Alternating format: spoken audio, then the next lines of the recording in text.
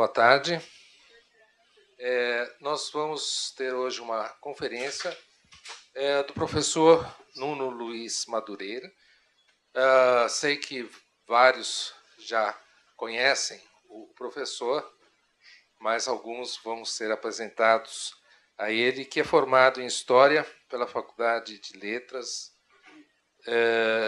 da Universidade de Lisboa, com mestrado em Economia e Sociologia Histórica e doutorado em História Social Contemporânea pelo Instituto Superior de Ciências do Trabalho e da Empresa, o ISCTE, e hoje é ali professor associado com agregação do Departamento de História. Também é coordenador do Centro de Estudos de História Contemporânea, ESPP, Sociedade, Mudança Econômica e Tecnologia. E o título está já apresentado aqui como Qualidade Energética, a História de uma Ideia. Então, com a palavra, professor Nuno.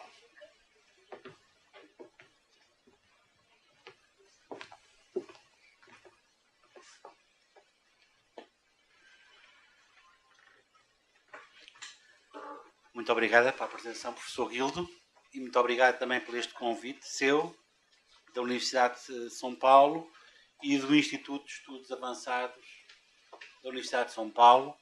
É com muito gosto que estou aqui assim e que vos venho falar sobre esta ideia, que é a ideia de qualidade energética,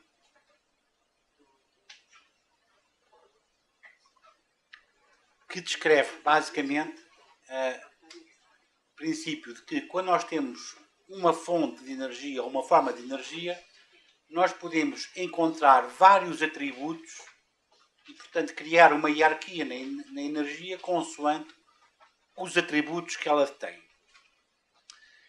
Irei fazer uma história, portanto, como sou historiador, uma história dos vários atributos da energia ao longo do século XIX e do século XX, e irei concluir mostrando como esta ideia é uma ideia que acaba a ser muito importante para o pensamento ambientalista do ponto de vista, pelo menos, académico.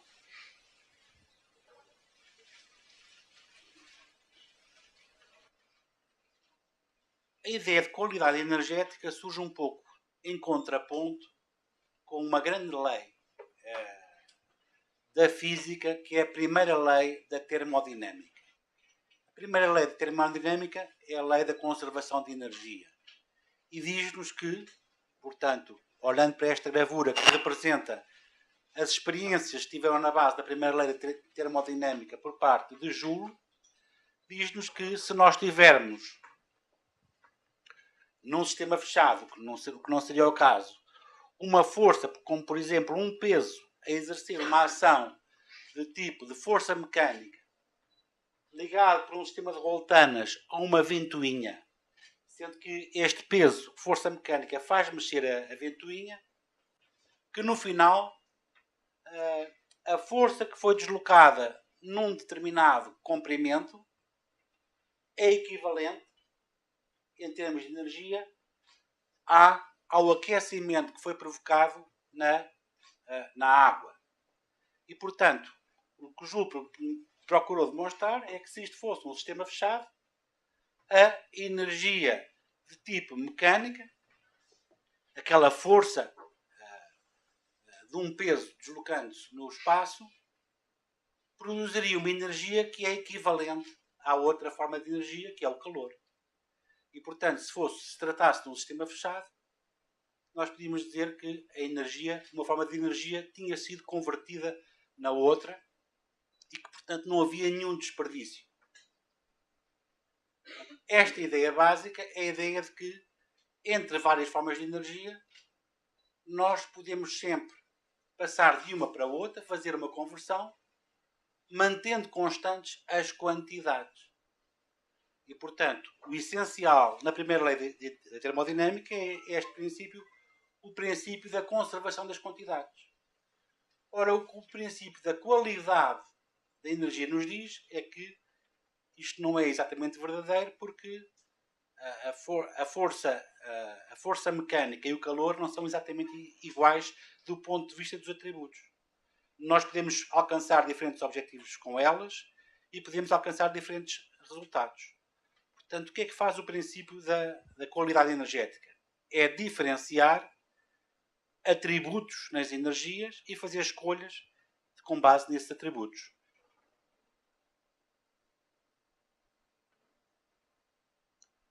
Portanto, vou começar, em primeiro lugar, fazendo uma revisão histórica e falando, primeiro que tudo, de como é que foram encontrados atributos de qualidade na primeira grande fonte de combustíveis fósseis, que foi o carvão. Ora, no carvão, o homem encontrou basicamente duas qualidades importantes, ligadas, curiosamente, às duas principais utilizações do carvão no século XIX. Uma delas é a produção de ferro, e na produção de ferro, a qualidade que era mais apreciada no carvão, e portanto, mediante esta qualidade, era depois possível fazer uma hierarquia dos carvões, era a pureza química. Na outra utilização, que é a utilização do carvão como combustível para a máquina a vapor, já a qualidade ou atributo que foi mais destacado era a capacidade de produzir trabalho útil. E, portanto, também os carvões foram hierarquizados segundo essa característica. Vendo mais em detalhe, qual é que era o problema?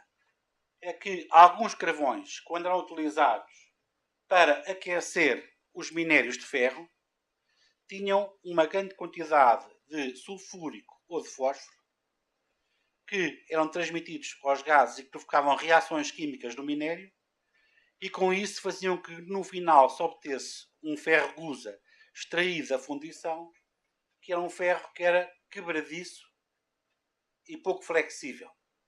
E, portanto, era um ferro que era mais difícil de passar à fase seguinte de trabalho, que se chamava ser temperado, seja por ferreiros, se fosse manualmente, seja por máquinas industriais, se fosse no processo de modelagem. Ora, pelo contrário, utilizando não carvão, mas uma outra energia, que muitos países continuam a utilizar até ao século XX, que era carvão vegetal.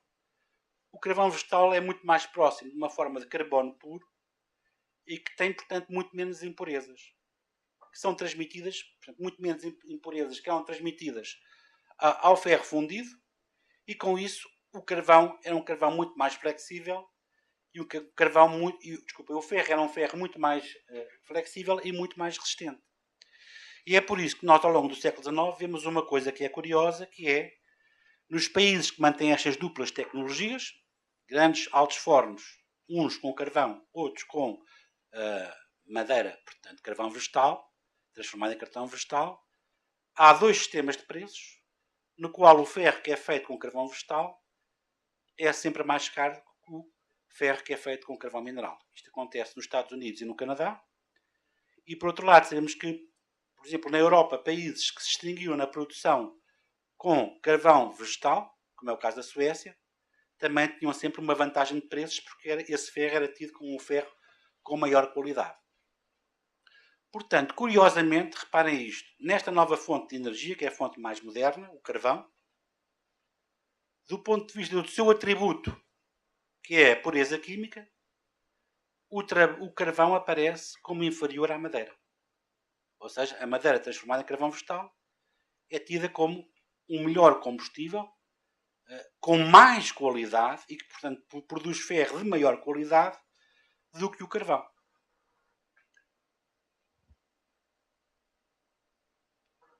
Ora, algo diferente se passava nas máquinas a vapor. Nas máquinas a vapor, portanto, o que contava era a ação que era feita pelo carvão numa caldeira, capaz de fazer elevar o volume de vapor, e o vapor depois, aqui neste cilindro, empurra um pistão. E, portanto, aqui o que é que interessa, qual é a qualidade que é apreciada no carvão? A qualidade que é apreciada serão tanto melhores os carvões, quanto mais vapores eles conseguirem produzir.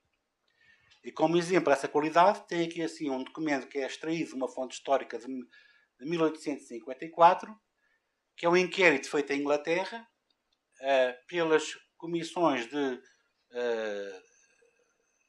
produtores de carvão em conjunto com o almirantado inglês, e que eles vão procurar determinar o quê? Vão procurar aqui medir experimentalmente, por exemplo, uma libra de carvão a trabalhar à temperatura constante de 100 graus centígrados, quantas libras de água é que consegue produzir. E, portanto, temos aqui assim, por exemplo, o carvão do país de Gales, que é avaliado deste ponto de vista. Portanto, os carvões aqui assim são avaliados segundo a capacidade de produzir trabalho útil por intermédio da capacidade de produzir mais vapor. A ideia é que quanto mais o carvão levantar vapor, mais calor, mais potencial de calor pode produzir, e esse calor na máquina a vapor é traduzido em energia mecânica por via do movimento do pistão. E, portanto, é uma qualidade que é apreciada, e, portanto, eles vão ver os vários carvões. Quais são aqueles carvões que, medidos a uma temperatura constante durante um período determinado, conseguem fazer uma maior evaporação de água. Não quero entrar aqui antes. Portanto, só para fazer aqui a síntese, em relação ao carvão, aqui, este carvão na máquina a vapor é claramente superior à madeira. Porquê? Porque a madeira consegue levantar menos quantidade de vapor. Portanto, do ponto de vista da qualidade, da capacidade de desempenhar trabalho útil, sendo que o trabalho útil aqui assim é a quantidade de vapor vista na perspectiva do movimento do pistão e da quantidade de movimentos do pistão, desse ponto de vista, curiosamente, o carvão aqui assim é superior à madeira, ou seja, tem a capacidade de ter mais potencial calorífico para levantar mais vapor. Portanto, duas qualidades quanto ao carvão: a pureza química, primeiro atributo, que é sobretudo visível no uso final dos altos fornos de ferro, e a segunda característica que aparece na máquina a vapor, a capacidade de evaporar mais água e, portanto, produzir mais vapor, traduzida na capacidade de fazer mais trabalho útil em termos de máquina a vapor. Quando passamos à economia do petróleo, vamos ver que aparecem novas qualidades. Essas qualidades, mais uma vez, estão ligadas aos usos finais dos produtos. Ora, o petróleo tem vários produtos e os principais também estiveram associados a diferentes tipos de qualidade. No petróleo de iluminação, portanto, o petróleo que é obtido depois da refinação, como querosene ou petróleo iluminante, como produto final, há uma qualidade que é importante, que é a qualidade também novamente, de ser o petróleo ter uma natureza quimicamente mais pura. Isto porquê? Porque quando os petróleos têm um elevado grau de sulfúrico, o que acontece é que quando são refinados, portanto há-se a evaporação, condensação, obtém-se o produto que é o querosene, ou petróleo iluminante, mas se o petróleo é muito sulfúrico, esse petróleo iluminante tem dois problemas. O primeiro é que tem um aspecto amarelado que faz logo as pessoas desconfiarem. O segundo é que tem um cheiro de ovos podres e, portanto, não é completamente inodoro. Ora, portanto, os exploradores de petróleo rapidamente começam a perceber que há petróleo bom e petróleo mau. Portanto, descobrem que há um atributo que é a qualidade da pureza química do petróleo. E até fazem isso, todas as pessoas, de uma maneira que é um bocado até sensorial. O que é que as pessoas fazem assim que descobrem um poço de petróleo? Põem geralmente o polegar no petróleo e provam.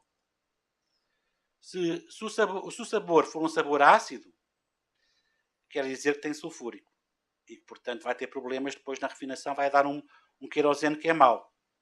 Querosene que é mau quer dizer que é um querosene que pode ser vendido em África, pode ser vendido na Ásia, mas na América já não vende e na Europa os europeus já não querem aquele produto. Se põem o dedo no petróleo, logo, portanto, não está refinado, reparem, mas já sabem, logo pela primeira amostragem, descobrir como é que é. E se tem um sabor ligeiramente adocicado, eles ficam contentes. Quer dizer que o petróleo que descobriram tem maior valor. Isto tem uma tradução económica. É que o petróleo que tem um elevado grau de sulfúrico pode ser tratado, pode ser melhorado, só que tem custos adicionais. E, portanto, tem menos valor económico. Porquê? Porque é necessário pôr esse petróleo numa espécie de misturadora, num tanque misturador, com ácido sulfúrico, e depois retirar o ácido sulfúrico, com a ação de um segundo banho de soda cáustica e depois um terceiro banho de água. Ora, todas estas operações, que são operações que são conhecidas, foram descobertas por um químico alemão, como maneira, portanto, de tornar o querosene mais limpo, dão no final um produto que é relativamente translúcido, portanto não é amarelado, e em que grande parte do cheiro foi removido. Só que há custos, portanto o produto entretanto ficou mais caro. Portanto, no querosene, digamos, um atributo que toda a gente, desde o vendedor até ao explorador inicial que descobre o poço de petróleo, valoriza, é a pureza química, que é testada por aquele gesto de provar. É claro que isto depois é testado laboratorialmente e é feita uma classificação. Nessa classificação nós chamamos aos petróleos tipo doce, os petróleos em que há menos de 0,5% de sulfúrico. Petrólicos amargos, aqueles que têm mais de 1,5%. Portanto, isto depois acaba por dar origem a uma classificação que é enraizada em instituições científicas que medem a quantidade de sulfúrico.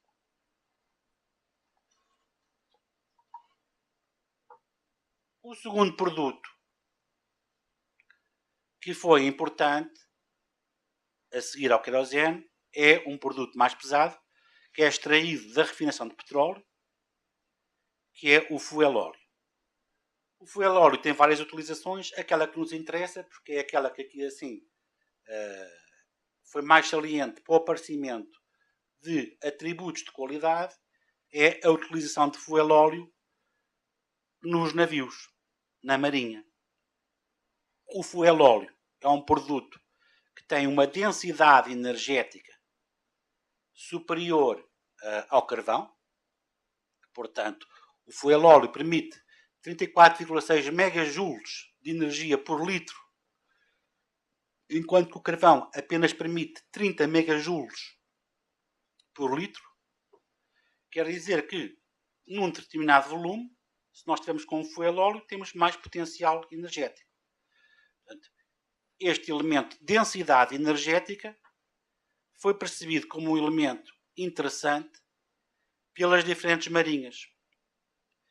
A partir de 1890, mas sobretudo a partir de 1900, há cada vez mais um ambiente em que se espera que haja, como altamente provável, um confronto militar.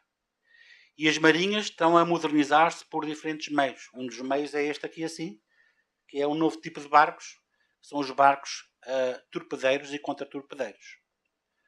Ora, esta ideia, portanto, de substituir nos barcos da marinha as máquinas a vapor que utilizam carvão por máquinas a vapor que utilizam um combustível com uma densidade mais elevada, surge porque, se for utilizado um combustível com uma densidade mais elevada, a máquina pode ter o movimento dos pistões mais rápidos e, portanto, os barcos podem andar a vapor. E, portanto, são feitas estimativas e pensa-se que, substituindo o combustível de carvão pelo combustível de petróleo e o seu derivado, fuel óleo, se consegue 20% mais de velocidade. E, portanto, há muitos estrategas militares que dizem isto. Nós não podemos desprezar este fator. Uma armada que tem 20% mais de velocidade tem um poder muito grande sobre os inimigos. Inicialmente, contudo, o que é que se pensa? Apenas em fazer a conversão, não das frotas inteiras, mas dos pequenos navios que fazem parte da escota e que, portanto, podem fazer missões de patrulhamento, e para esses navios, digamos que as vantagens de velocidade são maiores.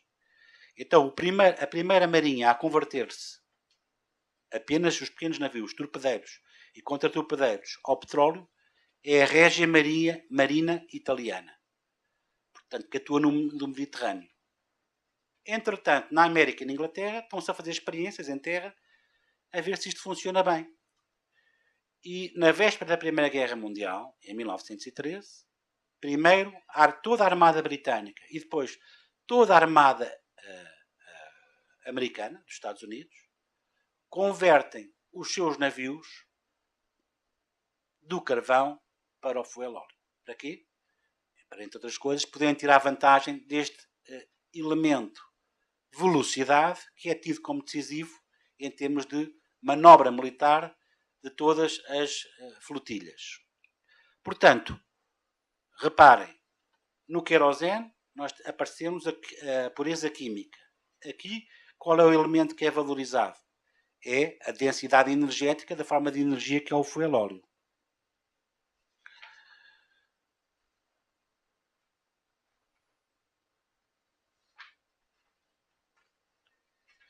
Entretanto, os mercados evoluíram e surgiu um novo produto que veio a dominar os negócios petrolíferos, que é a gasolina.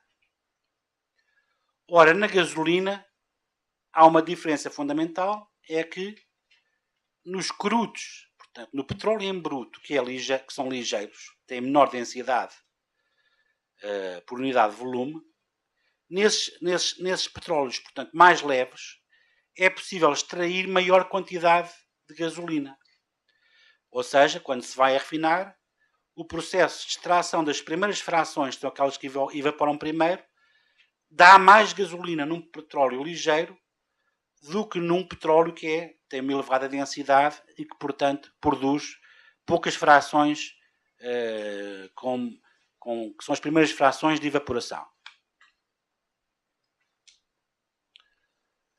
Baseado nisto, portanto, nesta ideia de que há petróleos mais valiosos do que outros, e temos aqui assim um quadro que eu já mostrei aos alunos do curso, que nos dá no eixo do X, portanto, os petróleos dos graus dos mais leves para os mais pesados, portanto, as diferentes qualidades, mas na altura era impossível fazer este gráfico porque não se havia uma noção. Havia-se noção que há petróleos melhores para tirar gasolina, há petróleos que são piores. Ora, para tentar perceber esta qualidade, e reparem, muitas das qualidades que nós estamos a falar tiveram que ser medidas, tenta-se medir a densidade do petróleo. E, portanto, a lógica é, petróleos mais densos vão dar menos gasolina, petróleos mais leves vão dar, na refinação, mais produtos derivados com uma componente de gasolina. Para isso, utilizava-se este aparelho, que era o aparelho para medir as densidades dos líquidos, chamado o hidrómetro. Portanto, parece um termómetro, tem um terminal que garante a verticalidade com chumbo ou com mercúrio e tem uma escala adequada ao petróleo. O hidrómetro era, na altura, utilizado para medir todos os líquidos. Sobretudo, era utilizado para medir leite, por exemplo, a densidade do leite, e o amoníaco. O problema é que, no petróleo, havia várias escalas.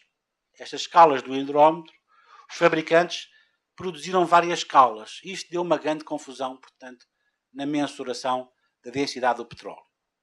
O Bureau de Estandartes americanos tentou tomar medidas, criar uma escala única, mas falhou. E, portanto, o problema é que na América não sabia ao certo como é que era medida a densidade. Aproveitando essa oportunidade, uma associação de produtores, que é a Associação Americana do Petróleo, desenvolveu uma escala própria, portanto, diferente de todos os outros líquidos, e só para o petróleo. Fez uma escala relativamente arbitrária, e como foi desenvolvida por essa instituição, que era a American Petroleum Institute, ficou chamada a escala API. É uma escala baseada na densidade relativa do petróleo em relação à água, mas depois com os graus marcados, calibrados com alguma arbitrariedade. Então, passamos a ter um sistema que permite, a partir de 1919, classificar este atributo do petróleo. E o petróleo é visto, portanto, segundo a sua densidade absoluta. Portanto, reparem, 3 produtos finais, 3 atributos diferentes. Querosene, a pureza química, o fuel oil, a densidade energética e, na gasolina, a densidade, mas neste caso a densidade do petróleo bruto.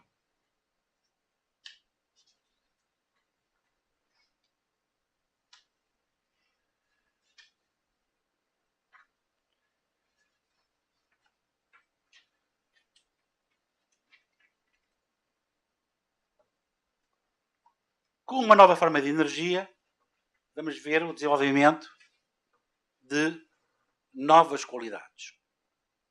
A eletricidade e, sobretudo, a hidroeletricidade traz como qualidade nova o facto de a hidroeletricidade ser uma fonte que é caracterizada como uma fonte moderna e de modernização das sociedades. Mas modernização é entendida em 3 sentidos diferentes. Portanto, digamos que acumula 3 ideias dentro deste grande conceito de modernização. A primeira é esta. É que a eletricidade é uma forma que é de energia que é consumida em rede. E, portanto, como uma economia de rede, todos aqueles que estão dentro da área de distribuição da rede têm acesso à eletricidade. Portanto, é uma forma tendencialmente inclusiva em que o consumo não se faz individualmente. Portanto, não é cada indivíduo que enche o seu depósito de gasolina quando quiser, não. Aqui o acesso à rede é o acesso de toda uma comunidade. E, portanto, há este caráter coletivo que leva a que, por exemplo, governos como o governo bolchevique tivesse aquela frase célebre de Lenin, dita em 1920, que o comunismo era a eletrificação mais os sovietes. O que ele estava a dizer? Que podíamos fazer uma transição para uma sociedade diferente, um modelo de sociedade comunista, se tivéssemos esta fonte de energia, que é uma fonte tendencialmente igualizadora e inclusiva da população, como outra coisa que era política, que é o poder dos trabalhadores expresso pelas suas assembleias de representantes, que eram os sovietes. Portanto, a eletricidade é moderna neste primeiro sentido. É uma energia tendencialmente democrática e inclusiva nos seus modos de apropriação. Depois há um segundo sentido, é também um sentido ainda mais forte de modernização, que já não é digamos, ideológico, geral, aplicado a toda a sociedade, é um sentido de modernização regional. Que é a ideia que, com a hidroeletricidade, sobretudo, nós podemos modernizar as regiões. Isto aparece, curiosamente, também, reparem que num momento em que a América tem também uma inclinação, em termos do seu pensamento político, para a esquerda, com o New Deal do presidente Roosevelt em 1932 e com a ideia que ele tem de criar uma nova autoridade, que é o Tennessee Valley Authority, TVA, para construir um conjunto de barragens e tomar isso como, digamos, o princípio de uma modernização de toda a economia do sul-americano. Portanto, qual é a ideia aqui assim de modernização? É a ideia de criar uma cultura política de cooperação, de planeamento e de recuperação da economia americana. E a ideia é, portanto, criar um sistema de barragens, a mais célebre é a barragem Hoover, acabada de construir em 1976, e com isso fazer com um só golpe, digamos, várias medidas regionais. Em primeiro lugar, claramente, produzir eletricidade. Segundo, controlar os fluxos da água, combater a erosão e a desflorestação, aproveitar a energia excedentária em certos momentos para produzir fertilizantes e lançar um programa de reabilitação da agricultura. Portanto, apoio aos agricultores para o uso de fertilizantes e para a utilização de regadio. Com a eletricidade, há novas condições, e isto é uma coisa muito importante, de mudar a cultura e os hábitos das pessoas. a luz elétrica e a leitura estão associadas e, portanto, o Tennessee Valley Authority fez também programas de saúde pública e de ensino. Portanto, reparem, todas aquelas vertentes humanas, e esta ideia, portanto, que é uma ideia de engenharia social quase, e feita por tecnocratas do Tennessee Valley Authority, a ideia de mudar toda a economia de uma região, modernizando todos os aspectos da vida humana. Tendo como pretexto o quê? A eletricidade e as oportunidades que são dadas pela construção de barragens. Portanto, o primeiro sentido, o de inclusividade e de economia de rede. O segundo, de desenvolvimento regional integrado. E temos, num terceiro sentido, de modernização. Que é o sentido que, com a hidroeletricidade, é possível reformular o panorama industrial de um país. Isto é, com a hidroeletricidade é possível lançar novas indústrias que o país não tem, que precisam de energia relativamente barata para poderem sobreviver. São dois tipos de indústrias, as indústrias químicas e petroquímicas, por um lado, e alguns ramos das indústrias metalúrgicas, porque agora nós podemos fazer fundições com forros, pequenas fundições com fornos elétricos, em vez de termos os fornos de carvão ou os fornos de fuel óleo, que eu já vos falei. Portanto, esta é a ideia de, já que temos eletricidade, e se tivermos hidroeletricidade ainda melhor, porque tem geralmente custos mais baratos e tem uma coisa que são chamadas as horas de vazio, portanto, são horas em que se pode produzir, mas que não há consumo suficiente, e pode-se fazer um contrato com as empresas de 6 meses, para as empresas serem abastecidas a preços muito baixos, porque não há consumidores, para essas chamadas horas de vazio. Então as empresas, por exemplo, poderem fazer produtos que consomem grande parte de energia elétrica, em que a energia elétrica é o principal componente do custo do produto. É o caso, por exemplo, dos alumínios, do carbureto de cálcio. Portanto, para citar dois produtos, são produtos que têm uma grande intensidade energética. Só é possível produzir isto se a energia for barata.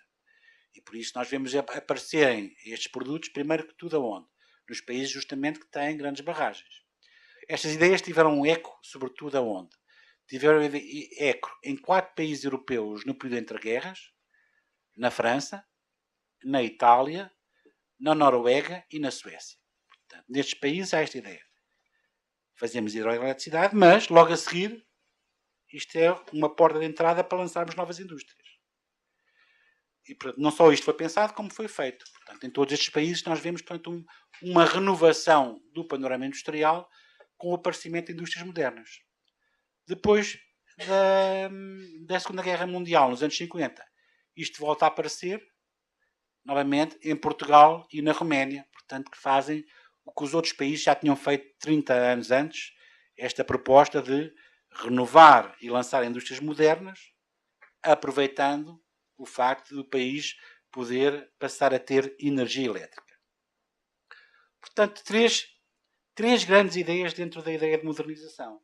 Reparem, a ideia de um consumo alargado e inclusivo através do acesso à rede, a ideia de planeamento regional integrado em todos os aspectos da cultura e da vida económica, e a terceira ideia, a ideia de fertilização de novas indústrias. Portanto, por tudo isto, a eletricidade e sobretudo a hidroeletricidade veio a ser vista como um veículo de modernização. Mas há outra ideia tão mais forte que esteve associada aos atributos da eletricidade, que é a ideia de higiene e limpeza. Portanto, que o uso da eletricidade é o uso de uma fonte limpa. Isto era visto logo pelos trabalhadores que trabalhavam com máquinas de vapores e que chegavam ao final do dia, enfarruscados de carvão, e quando mudam para motores elétricos, portanto, veem que é uma energia muito mais limpa. Contudo, onde o ideal de limpeza foi mais exaltado, foi mais publicitado, foi ao nível privado. Foi ao nível do consumo doméstico. Nos primeiros 50 anos do século XX, nós temos 3 grandes produtos que vingam como eletrodomésticos. Eu não estou a dizer que o frigorífico não tivesse sido já inventado. Foi inventado, mas quase ninguém o tinha. Há, contudo, 3 produtos que se tornam muito difundidos, primeiro nos Estados Unidos e Canadá e depois na Europa. Pelo menos estes são os dados que nós conhecemos. O primeiro, e que faz ressaltar estas características de limpeza, é o ferro de engomar.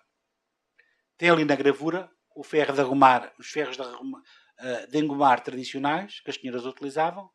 O primeiro é um ferro de carvão vegetal. Portanto, abria-se o ferro, punha-se o carvão vegetal lá em brasa e depois passava-se a roupa. É claro que podia sempre saltar fagulhas, a temperatura primeiro era muito quente, depois arrefecia. Portanto, tinha vários problemas que faziam com que a roupa podia ficar passada, mas nem sempre ficava limpa. O segundo, também era utilizado no século XIX, é um sistema de ferros duplos que ainda parece mais complexo do ponto de vista da limpeza, porque são ferros que funcionavam como? Ferros que tinham que ser aquecidos no lume e depois de estarem aquecidos passava-se a roupa. Ora, muitas vezes, como estava essa aquecida em excesso, a roupa ficava logo toda enrodilhada e, portanto, era necessário depois um outro ferro menos aquecido para desembaraçar. Em relação a isto, o ferro elétrico com controle de temperatura permite, portanto, um trabalho da limpeza, de passar a roupa a ferro de forma muito mais limpa. Os outros objetos que tiveram uma grande difusão neste período são os aquecedores de água, portanto, que dispensam ter que fazer um lume em casa para aquecer a água. Reparem o conceito de higiene aqui assim. E, finalmente, isto também, os aspiradores, que também tiveram uma difusão muito importante neste primeiro período. O período após-guerra é o período da difusão dos grandes equipamentos. Grandes equipamentos são o fogo elétrico e a máquina de lavar. Eu estou a falar aqui assim dos equipamentos que são eletrodomésticos associados às tarefas domésticas. Não estou a falar, claro, do rádio, que foi também um dos principais eletrodomésticos que teve uma grande difusão, nem depois da televisão. Ora, todos estes aparelhos, é claro que não chegaram a toda a população. Nem toda a gente os tinha. Mas as empresas que vendem eletricidade, sobretudo depois da década de 30, que apanham com a crise económica e, portanto, têm as fábricas industriais e a diminuir o seu consumo, fazem uma coisa que é, lançam campanhas publicitárias para promover o uso de eletrodomésticos e para fazer crescer o consumo das famílias. Isto quer dizer que mesmo pessoas que não tinham estes eletrodomésticos eram bombardeadas com este tipo de campanhas em que se exaltava o ideal de limpeza e modernização de um novo tipo de casa.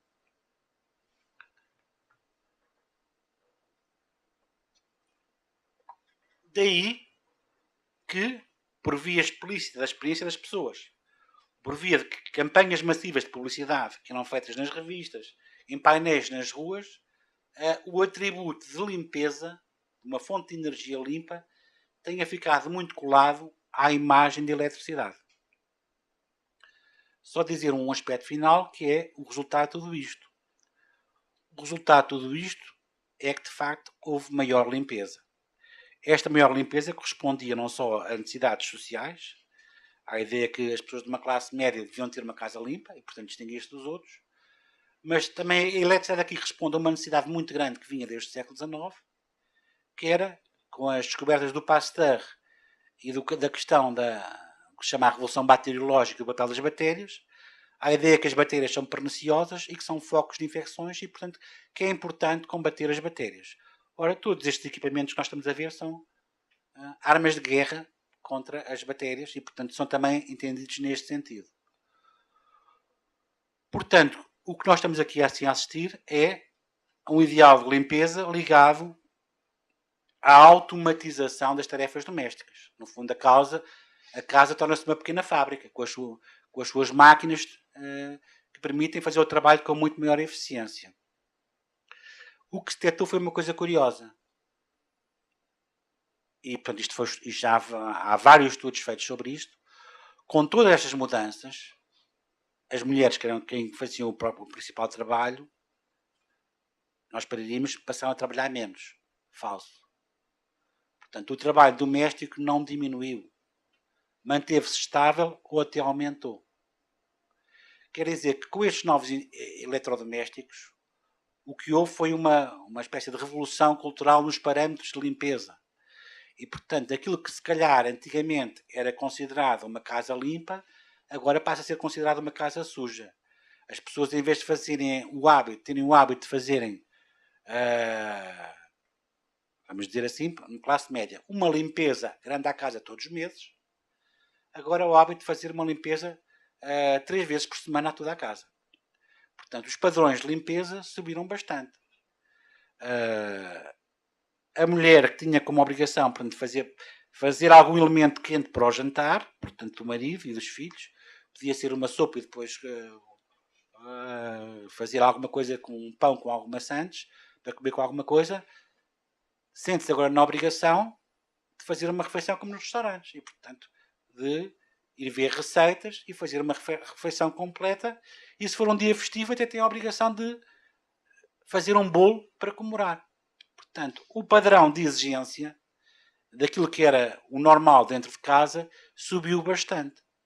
E, portanto, houve esta automatização dos processos domésticos e, de facto, houve um resultado que é o padrão de limpeza, pelo menos nas classes médias que passaram a ter estes ideais e que podiam comprar este tipo de equipamentos, difundiu-se bastante.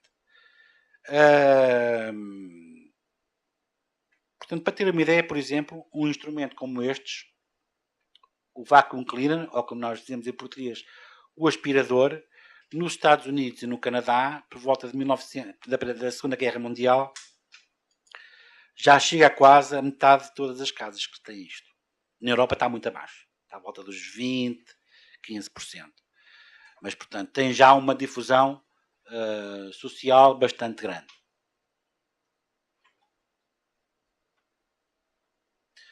Portanto, na eletricidade vimos 2 características mais, 2 atributos de qualidade que as pessoas encontraram na eletricidade. Reparem como são diferentes do carvão e como são diferentes daquelas que nós encontramos na gasolina.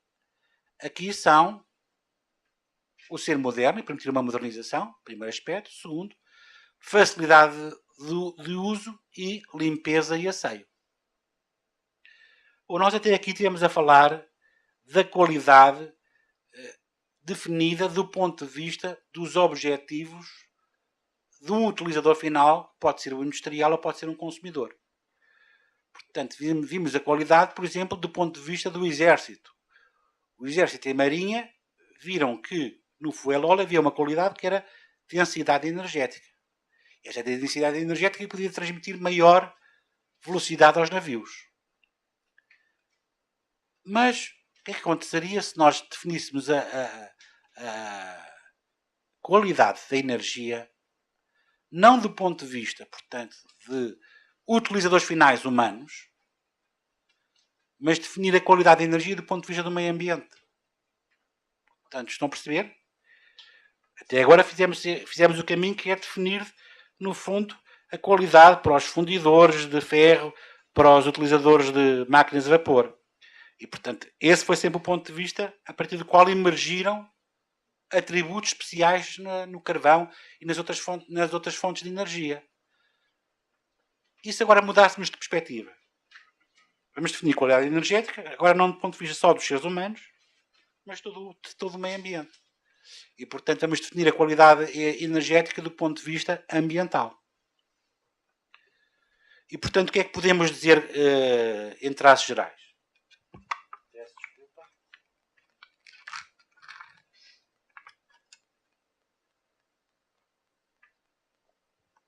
Bem, todos estarão de acordo comigo que uma fonte de energia terá tanto mais qualidade quanto mais garantir a sustentabilidade do ecossistema. Portanto, será isso. Será essa a ideia. Ora, quem chegou a esta conclusão foi um biólogo norte-americano, Howard Thomas Odum, da Universidade da Flórida, que começou por estudar justamente os ecossistemas baseados na chamada agricultura solar, portanto a agricultura que tem o sol como principal fonte de energia. Depois estudou os sistemas aquáticos dos recifes de corais do Pacífico e começou a chegar a um sistema de representação de trocas de energia através destes diagramas, onde veem que existe sempre geralmente dois elementos. Uma fonte básica de energia que fornece, digamos, os inputs para o sistema todos funcionar, que é o Sol, e depois um símbolozinho aqui assim, que é uma seta a apontar para o chão. Portanto, quer dizer aqui assim, há uma característica que é a base do sistema, e esta é uma ideia do Howard Owen, a base do sistema da Terra é de facto dependente da energia solar. Essa, digamos que é a fonte a partir da qual a vida é possível. Depois, nós temos vários processos aqui assim de interação entre os organismos e o ambiente. Ele, quando vai descrever aqueles sistemas de interação, inspirou-se numa coisa muito engraçada, que foi os diagramas de eletricidade. Portanto, foi a fonte de inspiração dele. E depois temos isto que chama-se heat sink, nós temos de traduzir um poço de calor. O que é um poço de calor? É dizer que nas transformações do meio ambiente há sempre uma parte de energia que não é utilizada, que é desperdiçada.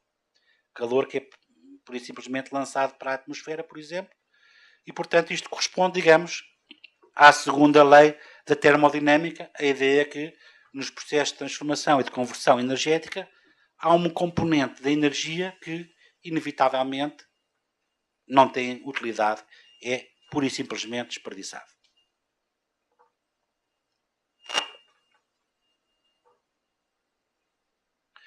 Ora, aqui temos, portanto, um destes esquemas do Howard Oden.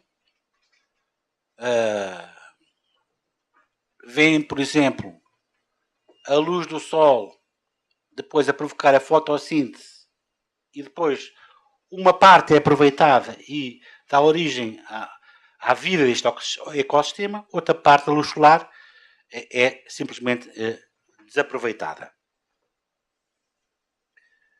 E, portanto, a ideia dele é esta. É que, a partir deste sistema da agricultura solar,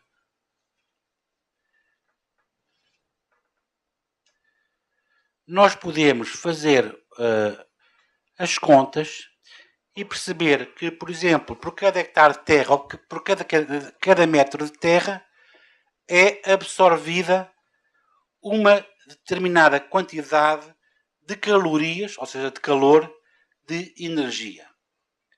Depois, estas transformações são complexas, mas o Odum simplificou as trocas no ecossistema a trocas de energia.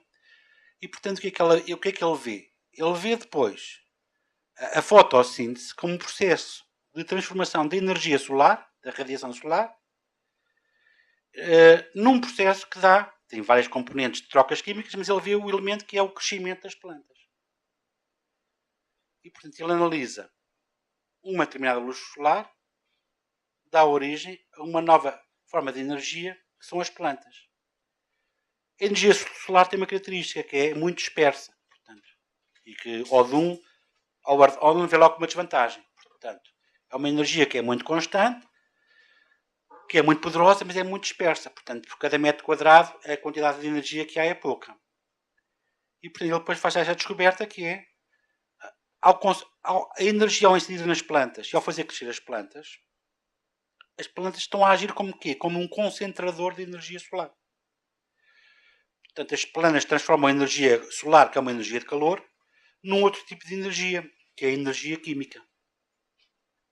Todos vocês sabem que as plantas têm energia química, porque as pessoas todas aqui sabem. E agora, dando aqui os exemplos que todos conhecem, que se comerem 100 gramas de feijão preto carioca, engordam 77 calorias. E para as pessoas procuram, é claro, comer os alimentos que têm menos calorias. Do ponto de vista não nutricional, mas que está ligado com isso científico, o que é que isto quer dizer? Quer dizer que se eu encontrar 100 gramas de carvão carioca cozido, portanto, e colocar num aparelho que é o calorímetro, que mede o calor dos alimentos, e fizer uma oxidação desses 100 gramas de feijão, eu vou conseguir aquecer 77 vezes 1 litro de água, 1 grau centígrado, dos 15 para os 16 graus. Portanto, é este o significado da quilocaloria. A capacidade de aquecer 1 grau, 1 kg de água, geralmente medindo-se dos 15 para os 16 graus. Portanto, 77 calorias, nós devíamos dizer a expressão correta é quilocalorias, quer dizer que aquela comida tem uma energia química que se traduz num potencial de aquecimento. E, portanto, as pessoas, mesmo que queiram muito emagrecer, precisam de comer porque, entre outras funções, os alimentos permitem, por exemplo, manter a temperatura do corpo humano. Portanto, voltando ao ódum, nós temos, portanto, que energia sob a forma de calor, reparem o raciocínio dele, é concentrada aqui assim pelas plantas, é comida pelos animais, e nós temos a cadeia trófica, que é uma cadeia de quê? De concentração de energia.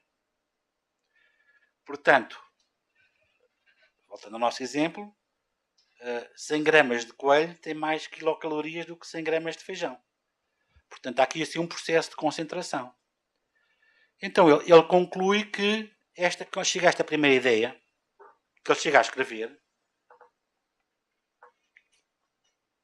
que é uma energia tem tanto mais qualidade quanto mais concentrada estiver. Porque eu tenho a hipótese de tirar muitos usos de uma energia que está concentrada e tenho poucas hipóteses de fazer um uso de uma energia que está muito diluída. Portanto, se eu tiver um campo com não sei quantos hectares que estiver a ser aquecido durante vários dias, eu tenho ali assim uma acumulação de energia. Mas se eu tiver 1 kg de TNT, de um explosivo, eu tenho pode ser o equivalente em termos de conversão energética da primeira lei da termodinâmica ao campo que recebe o Sol, mas eu com 1 kg de TNT posso fazer coisas muito diferentes.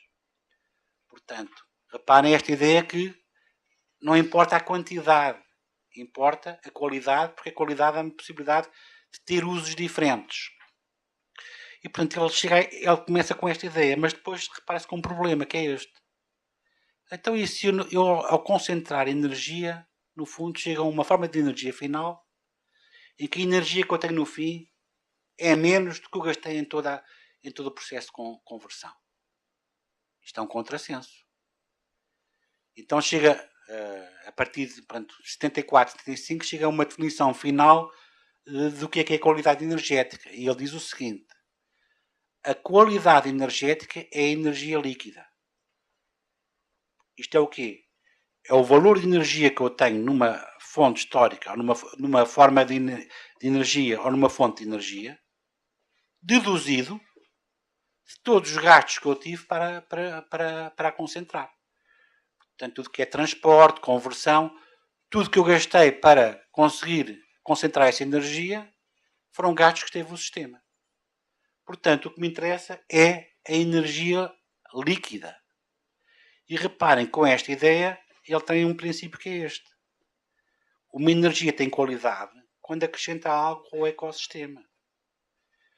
Portanto, quando um produto de energia final acrescenta algo, quer dizer que ele dá mais alguma coisa ao ecossistema do que aquilo que ele retirou para concentrar estas formas de energia.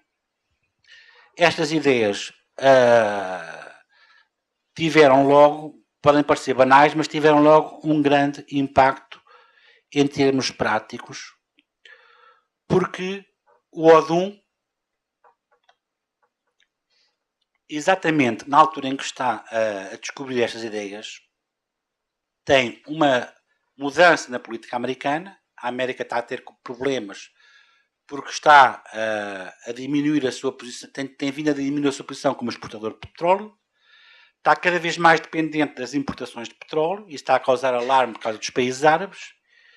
E em 1973, o presidente Nixon faz um discurso ao Congresso em que diz: nós temos que mudar a nossa forma de utilizar a energia, não podemos continuar a gastar como gastamos e a depender do estrangeiro. Temos que olhar para os recursos americanos. E, portanto, diz nomeadamente, nós temos 600 bilhões de barris de petróleo sob forma de recursos não convencionais nos Estados Unidos, que é o chamado shale oil ou areias bituminosas, portanto, petróleo que está misturado com a areia, e temos que dar uso e aproveitar esses recursos. Ora, o que o Odum diz é isso é uma direção errada, porque estamos a extrair energia de uma fonte que tem a pior qualidade energética. E, portanto, ele está a ver o quê? Ele está a ver que, para chegar às regiões onde há este shale oil ou areias bituminosas, como o Colorado, o Wyoming e o Utah, e retirar gasolina das areias bituminosas, é necessário, em primeiro lugar, transportar pessoas e água para montanhas, detonar as rochas e as areias, transportá-las novamente para uma fábrica de produção cá em baixo e aquecê-las, essas areias depois, a uma temperatura bastante alta, para separar depois as rochas e as areias do petróleo que está agarrado a elas. Quer dizer, eu para produzir energia tive um trabalhão e gastei muitos recursos de energia. Esta relação até foi medida, é uma relação de quê? Quer dizer que para obter 2 unidades de energia eu tive que gastar uma. Ou seja, para obter 2 toneladas de petróleo equivalente, eu em todo o processo de produção gastei uma tonelada de petróleo uma tonelada de petróleo equivalente. Portanto, eu não estou a acrescentar muito ao sistema. Isto é uma energia com pouca qualidade. Portanto, o essencial é energias que tenham qualidade no sentido em que acrescentam muito mais ao ecossistema do que aquilo que retiram. Se fazem o mesmo, não vale a pena. Se eu para produzir uma unidade de energia gasto uma unidade de energia, eu não estou a acrescentar nada ao ecossistema. E, portanto, isto não é sustentável. E, portanto, há esta definição de qualidade energética é a energia líquida. Portanto, eu tenho que concentrar energia, mas convém-me que o valor final dessa concentração seja muito mais elevado do que tudo que eu gastei para concentrar e para converter as diferentes formas de energia. E, portanto, nós temos uma nova definição de qualidade energética que tem em conta já o problema da sustentabilidade e da manutenção do ecossistema.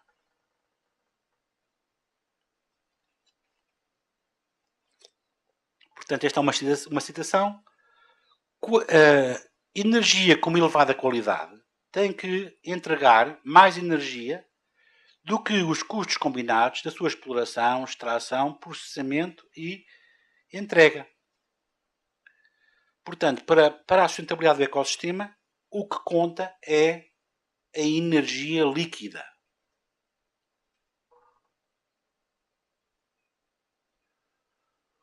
Ora, nós hoje vivemos num período em que nós entramos numa fase em que há qualidades negativas.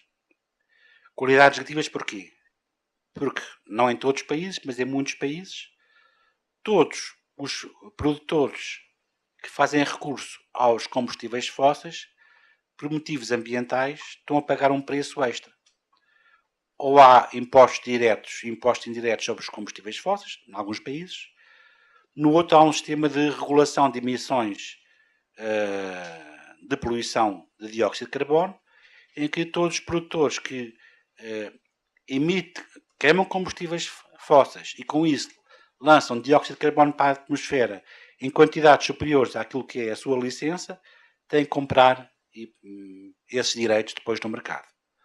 Portanto, com a penalização do uso de carvão, sobretudo, mas também de petróleo, por via de impostos, nós temos agora este elemento que é o aparecimento de qualidades negativas nos combustíveis.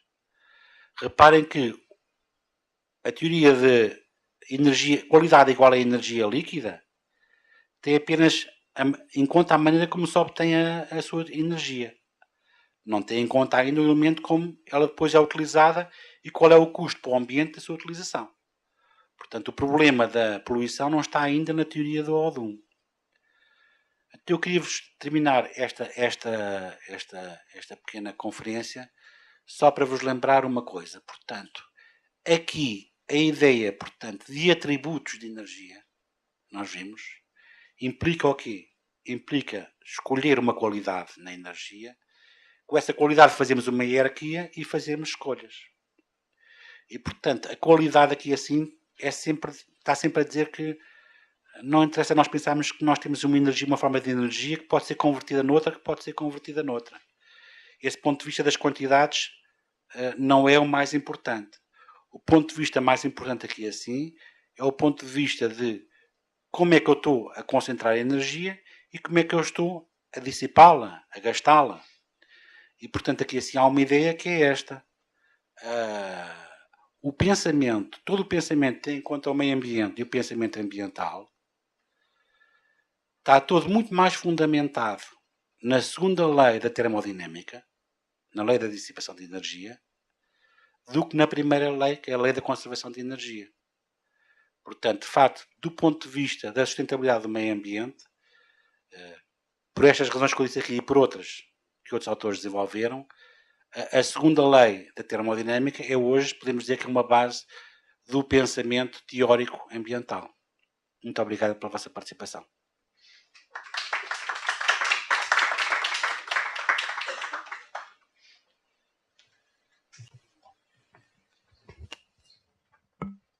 Obrigado, professor Nuno. Abrimos, então, espaço para perguntas e debates. Marli. É, Marli, não é que você começou com a perspectiva da primeira lei da termodinâmica na física, né? Quando todo o calor não era transformado em trabalho. Então a perspectiva da física prosseguiria com Clausius, mas aí você falou de qualidades, atributos, e aí você passou para a perspectiva da engenharia química, não é isso? Aí depois, no final, você mencionou Howard e Odum da biologia, né? Então, antes do Odum, quem que primeiro falou desses qualidades e atributos?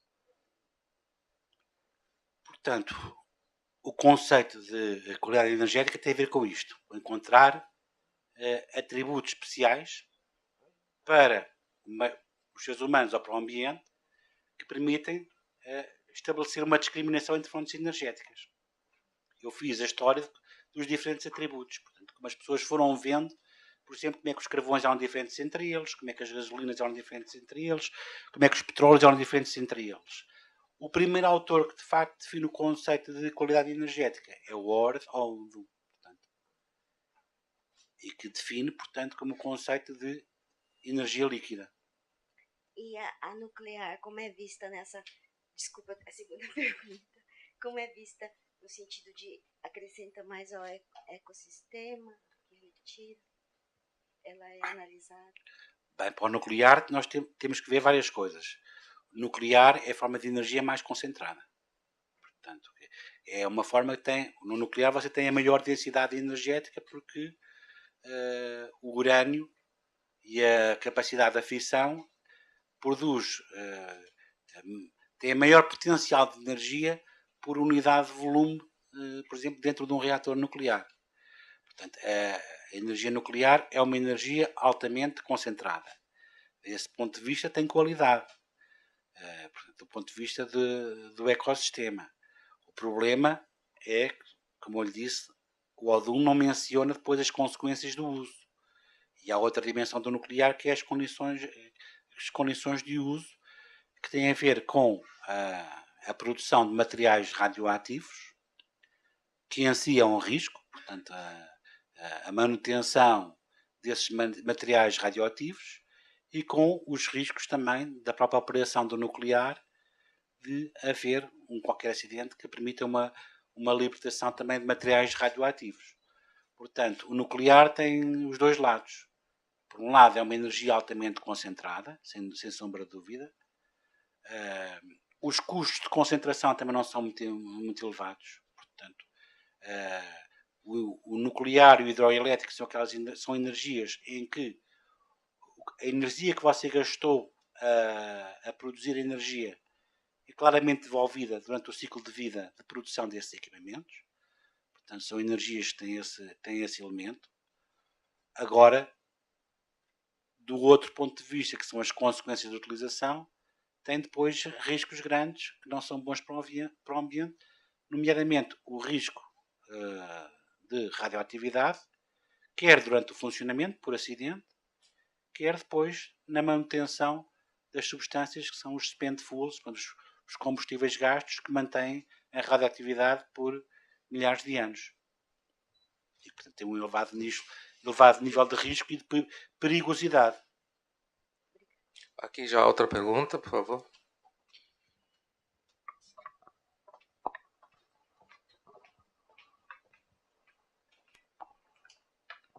Meu nome é Gabriela e eu queria perguntar para o professor Nuno se a gente pode aplicar o raciocínio o raciocínio da qualidade de energia líquida à extração secundária do petróleo, ou seja, o petróleo extraído por esse caminho seria então um petróleo de baixa qualidade? Claro que sim. Portanto, neste raciocínio do conceito de energia líquida, quer dizer um poço em que você faz uma perfuração, não precisa fazer muito mais coisas e tem um petróleo a jorrar durante 5 anos, os custos de extração, portanto, são mínimos. A energia que você gasta para tirar o petróleo da terra é pouca. Portanto, essa energia é uma energia de grande qualidade. Por outro lado, os poços que já estão gastos e, portanto, já têm um nível de maturidade muito grande e que você tem que fazer recuperação secundária, em que tem que, por exemplo, injetar água ou injetar gás para aumentar a pressão e, portanto, tem que ter máquinas para fazer isso. E depois o petróleo volta a fluir à superfície, mas quando volta à superfície, você tira 10 barris, se calhar são 9 barris de água e só um é que é de petróleo. Neste caso, portanto, os custos de energia são quase iguais àquilo que você obtém. Neste caso é uma energia de muito baixa qualidade, sim. Mais perguntas? Bem, eu tenho um comentário. Acredito que esse tópico da qualidade energética, ele, na verdade, ultimamente também é assunto para muita polêmica, porque ele envolve questões ideológicas, além de questões basicamente técnicas. Porque, por exemplo, a questão, vamos por um lado técnico, a segunda lei da termodinâmica, ela só funciona para sistemas fechados. E o sistema, como qualquer sistema que pode ser idealizado de forma fechada, sempre se revela um sistema, na prática, aberto. Não existe sistema fechado na natureza. Indo para o lado mais, digamos, político, a quantidade de CO2 que existe no planeta Terra, para alguns, não depende do consumo de combustíveis fósseis.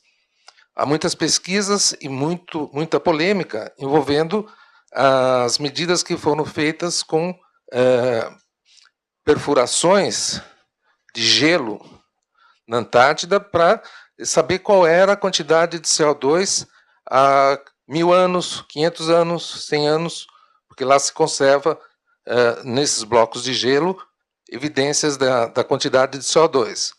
Então, se a quantidade de CO2 não for unicamente e exclusivamente um atributo da civilização fóssil, da energia fóssil, vai-se para o outro extremo, que é dizer que quanto mais CO2, melhor, porque o CO2 é essencial para o ciclo vegetal. As plantas vivem, ao contrário de nós, consumindo CO2, né, e liberando oxigênio. Então, esse é um assunto que eu acredito que começa a ser discutido, mas ainda não apreendemos todas as vertentes dele.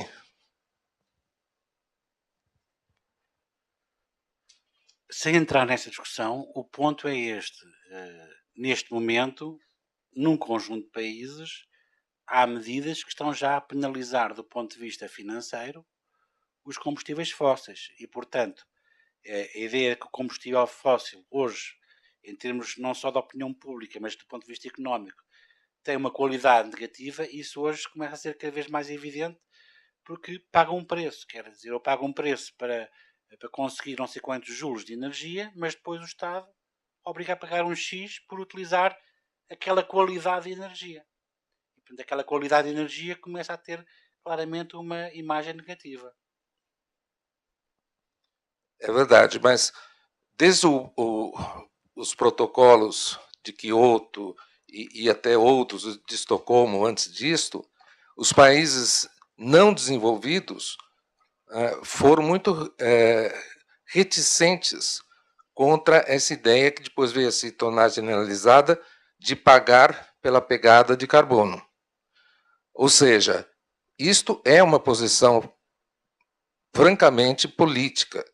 O fato de existir o tratado e de existir países que não querem saber do tratado não é necessariamente um sinal de estupidez ou de ignorância do que está sendo discutido, mas sim uma posição, como eu falei, política. E nós, no Brasil, que somos sempre considerados um celeiro de produção de alimentos e de reserva de oxigênio, fomos forçados pelas nações mais fortes a aderir a esse modelo. E aqui também no Brasil e em outros países, resistências a essa teoria. Então, nós não estamos hoje discutindo aqui essa teoria, mas eu só queria deixar alertado de que há outras visões igualmente, digamos, científicas a esse respeito.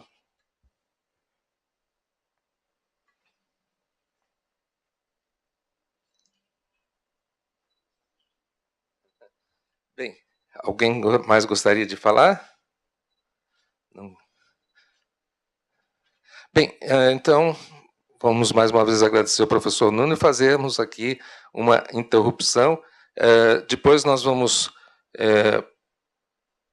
permanecer aqui, utilizando esse espaço, para o professor Nuno não mais fazer a conferência, e sim continuar a sua matéria de História Global do Petróleo, já que estamos aqui.